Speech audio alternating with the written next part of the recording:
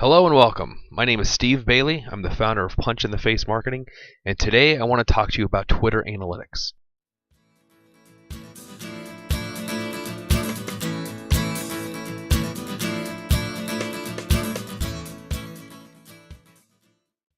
Twitter offers a free analytical tool that'll help you track what is happening with your tweets and also give you some good insights into who's following you and who is becoming part of your Twitter tribe.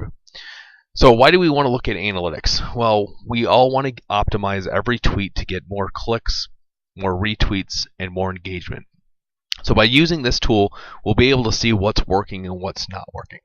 So let's go ahead and jump in today and kind of see how this is with a real high overview and how we can use this tool. So it's easy. Just go to analytics.twitter.com, sign in with your Twitter account at Stephen Bailey, your password, press login, and it'll take you to this home screen.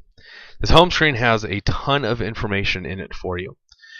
First, what you see is how many impressions your tweets have received over a 28-day period. You can change that to any date period that you want. Down here, it tells you a little bit of an overview of your latest tweets, what's happening, what's going on, how many engagements you're receiving, what's your engagement rate, all those great things. So you can see what tweets are working, what tweets are not working. For example, this tweet here had a 1.9% engagement rate. This tweet here had a 2.9% engagement rate. And this one here had a 4.1% engagement rate. This one did have more impressions, but of the people that saw it, more people interacted with this tweet. So real high overview of kind of what you can see, what's going on with these different things. Over here on the right side, it shows you over time. Are you doing better? Are you doing worse? What's kind of happening? So you can see with my Twitter account here, my engagement rate has been falling.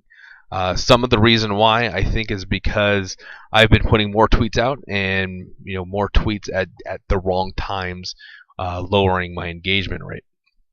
You can also see your how many clicks you're getting. So on average, I earn 3 clicks per day.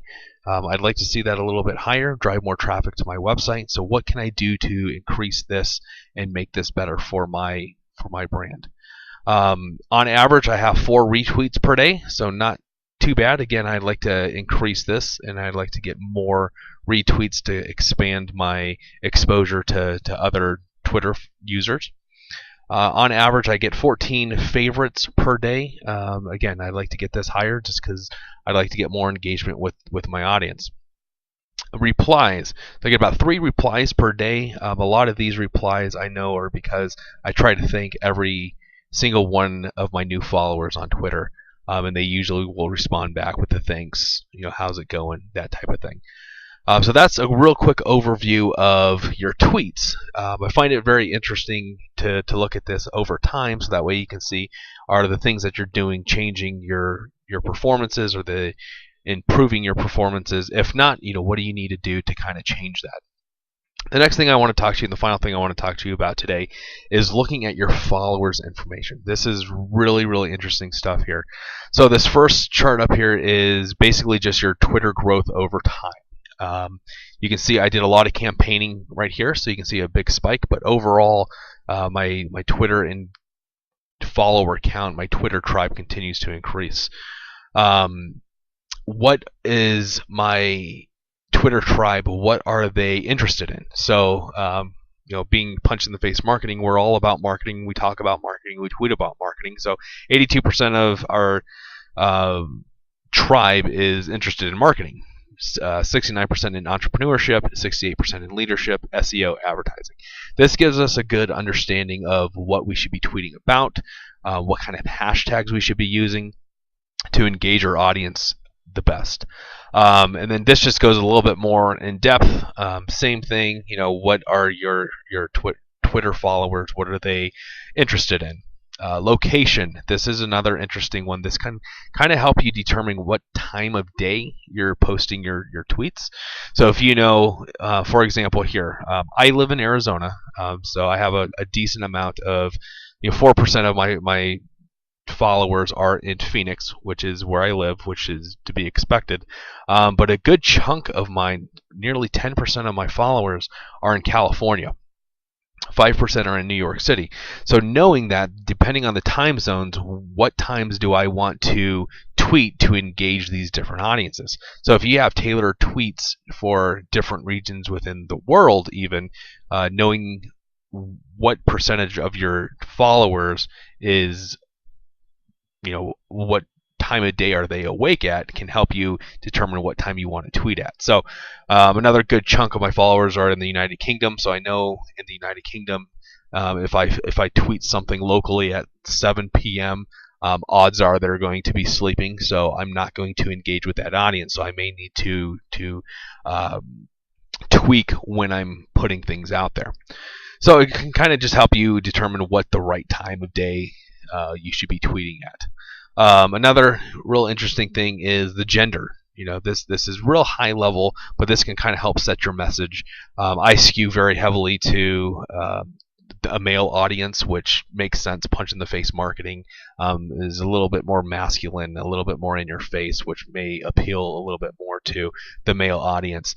But if you're looking at this and how do you want to engage with your audience, do you want to be a little bit more masculine? Do you want to be a little bit more soft, a little bit more feminine? That's going to depend on who your audience is. If you're 50-50, maybe you kind of play to both parts a little bit and change your messaging out a little bit.